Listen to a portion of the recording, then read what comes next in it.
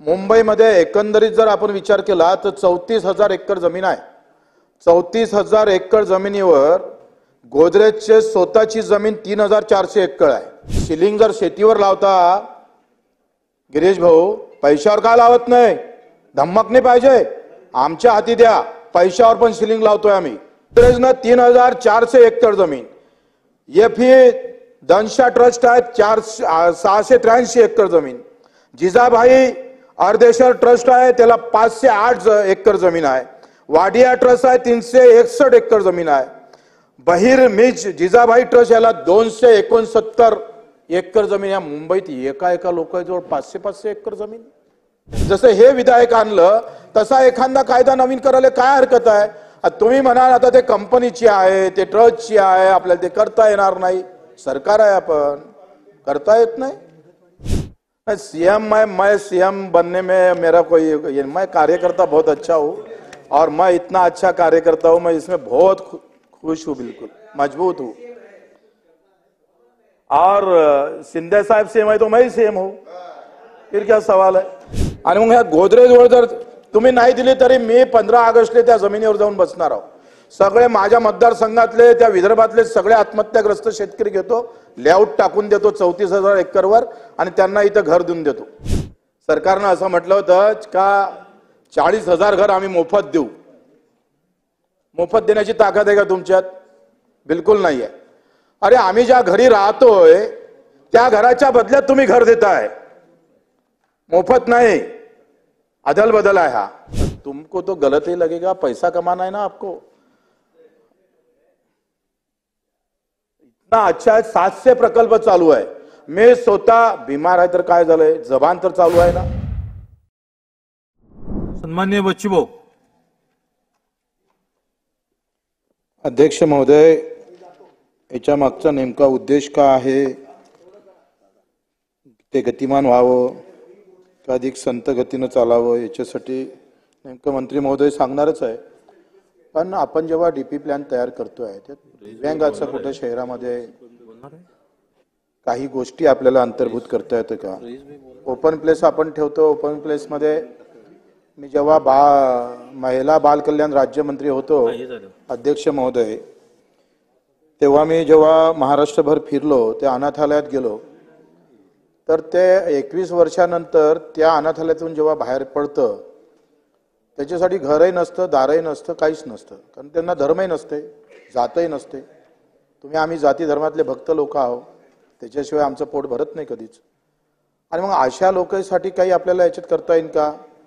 आपण काही open place ठेवत असताना जसं स्थानिक स्वराज्यामध्ये 5% वाटा अपंगांना निधी वाटपासाठी आपण ठेवतोय, तसं मोठ्या शहरामध्ये या दिव्यांग बांधव असेल, जे अनाथ असेल, ज्यांचं आयुष्यामध्ये कोणी नाही, गाव माहित नाही, धर्म माहित नाही, या लोकांच्या व्यवस्थेसाठी काही जागा तिथं ठेवता येईल का? ज्या एकदम मोठे शहर आहे, मनपा क्षेत्रामधले आहे, त्यावर मला वाटते मंत्री महोदयांनी थोडासा विचार केला पाहिजे डीपी प्लॅन करताना। याचा कसा काय पुढे मागे, आज आपण जेव्हा घर बांधतोय त्यांना जागाच नसते। आता जे रस्त्यावर भेटलेले मुलं आहे, असे किमान वर्ष ते हजारो मुलं बाहेर पडतात 21 वर्षानंतर। त्यांच्यासाठी किमान जागा उपलब्ध होऊन मग सरकारची काही योजना तिला देता येईल का ते पाहावं। आणि मुंबईमध्ये आपण जर पाहिलं अध्यक्ष महोदय, त्या फॉर्जेटनं जो 1 नंबरचा हरामी कमिशनर होता, त्या फॉर्जेटनं सय्यद हुसेन आणि मंगेश धाडियाला तोफीनं उडून टाकलं होतं। त्याचं स्मारक आपण पाहतोय CST ला आहे, आणि 3 दिवस तुकडे त्याचे उचलू दिले नव्हते। हे शहीदांसोबत जे अवेलना फॉर्जेटनं केली होती, त्याचे हे जे दलाल होते त्याच्यात गोदरेज पण आहे। या 6 पारसी लोकांना या फॉर्जेटनं त्याच्या पुस्तकात लिहून ठेवलंय।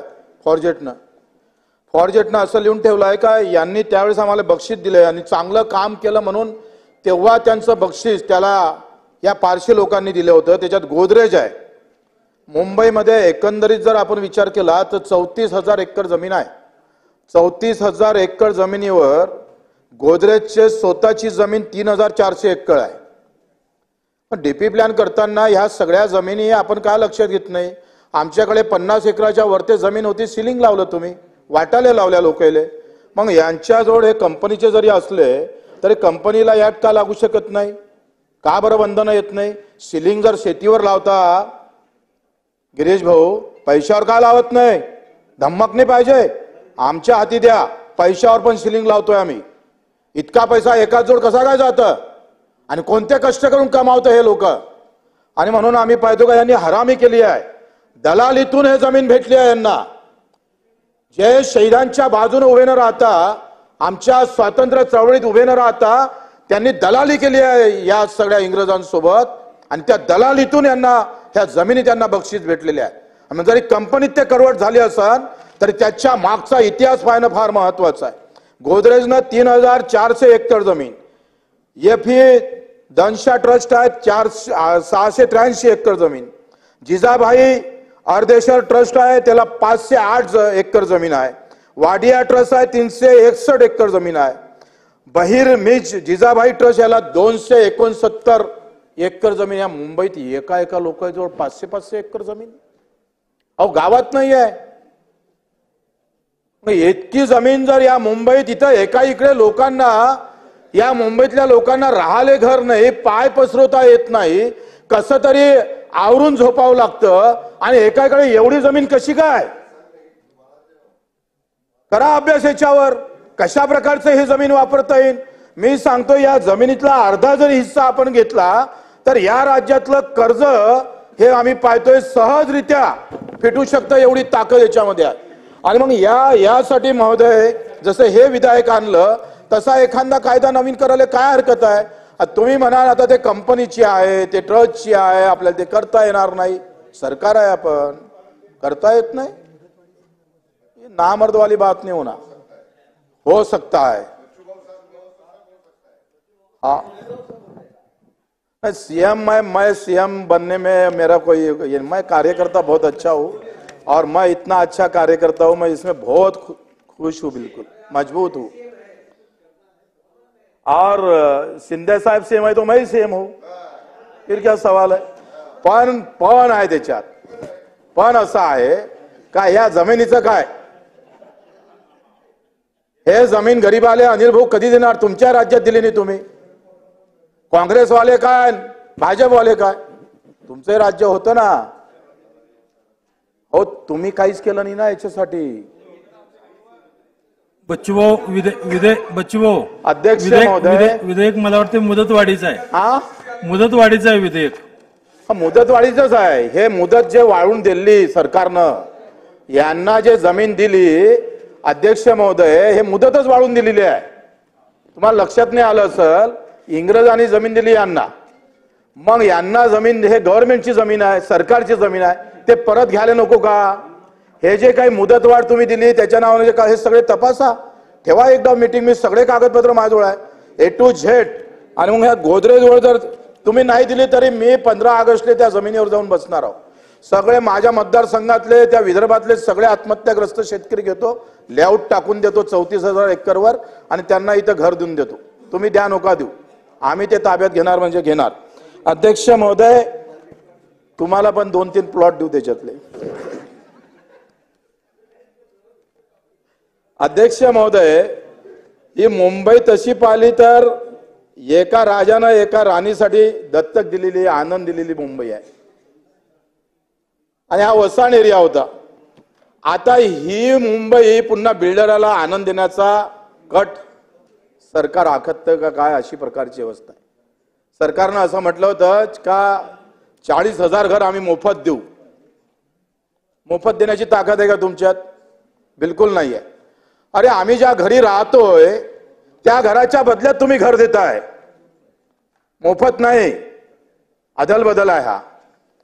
आणि मग या घराच्या बदल्यात तुम्ही घर देत असाल तर 200 स्क्वेअर फूट मध्ये तुम्ही पुन्हा त्याला 200 स्क्वेअर फूट देत असाल तर हा अन्याय आहे. आणि म्हणून आमचं जे म्हणणं आहे का स्वयंविकासाकडे आपण गेलो पाहिजे. स्वयंपूर्ण विकासामध्ये तुम्ही मीटिंग लावली पाहिजे. मंत्री महोदय, जरी सीएम साहेबाला वेळ नसेल तर चंद्रशेखर प्रभू नावाचे गृहस्थ जे माजी आमदार आहे, अतिशय चांगल्या प्रकारचा माणूस. तुमको तो गलत ही लगेगा, पैसा कमाना है ना आपको. ना अच्छा 700 प्रकल्प चालू आहे. मी स्वतः बिमार आहे तर काय झालंय, जबान तर चालू आहे ना. अध्यक्ष महोदय चंद्रशेखर प्रभूजी त्यांनी 700 अशा प्रकारचे स्कीम चालू केलेले. मी स्वतः जाऊन आलो आणि मी स्वतः जाऊन मी तुम्हाला किमान 15 ते 20 स्कीम तुम्हाला घेऊन जातोय आणि त्या संदर्भात मला वाटतं जे काय वाईट असत स्वयंपूर्ण विकासामध्ये तुम्ही सांगा. आज आम्ही ट्रान्झिट कॅम्प मध्ये किती ट्रान्झिट कॅम्प आहे जिथे 2-2, 10-10 वर्षापासून तुम्ही त्यांची व्यवस्था केली नाही, 30-30 वर्षापासून. मग जिथं या देशाची या राज्याची राजधानी मुंबई आहे, जिथं मंत्रालय 50 किलोमीटरच्या आत आहे, तिथल्या लोकांसोबत न्याय तुम्ही करू शकत नसाल तर मग हे 6 मजले बांधले कशाला? इथं काय गरज आहे बांधाची? मग आम्ही एका इकडे विदर्भ अलग मागतोय कारण राज्य जवळ असलं पाहिजे, मंत्रालय जवळ असलं पाहिजे. अरे मंत्रालय इथे तर 30 किलोमीटरवर आहे आणि तरी सुद्धा या सगळ्याच्यावर ट्रान्झिट कॅम्प मध्ये लग्न होत नाही लोकांचे. ते कसे काय चूप बसले हेच समजत नाही. पेटवा लागन, त्यांच्या हाती टेमे द्यावं लागन अध्यक्ष महोदय. आणि म्हणून या सगळ्या संदर्भात अध्यक्ष महोदय एक चांगला विचार मला मंत्री महोदयाकडून अपेक्षा आहे का याची एक बैठक. मंत्री महोदय हे जे काही 3-4 हजार एकर 6,000 एकर जमीन जे 6 लोकांजवळ आहे, अध्यक्ष महोदय आपण डीपी प्लॅन जरूर करा, त्याची मुदत वाढवा नोका वाढवा हा नंतरचा भाग आहे. परंतु एका इकडे जमिनीसाठी 6 लाख लोक मुंबईत फुटपाथवर झोपतात अध्यक्ष महोदय, त्यांची राहण्याची व्यवस्था नाही आहे.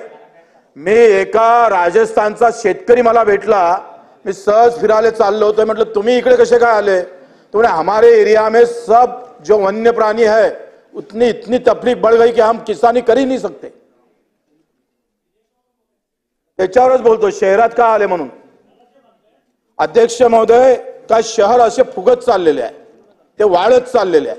गावात त्यांची खायची सोय होत नाही म्हणून इथं हाल अपेक्षा करून कसे तरी जगताय आणि मग तिकडे तेच आणि इकडे पण तेच असं होत असेल तर मंत्री महोदयाकडून अपेक्षा आहे का त्यांनी त्यांच्या भाषणात या 6,000 एकर जमीनच्या बाबतीत तुम्ही काय निर्णय घेणार, तुम्हाला निर्णय घेता येतं नाही येतं या संदर्भात स्पष्टीकरण द्यावं, नाही तर तशी मीटिंग लावावी जेणेकरून हा प्रश्न सगळा मार्गी लागेल इतकी विनंती करतोय.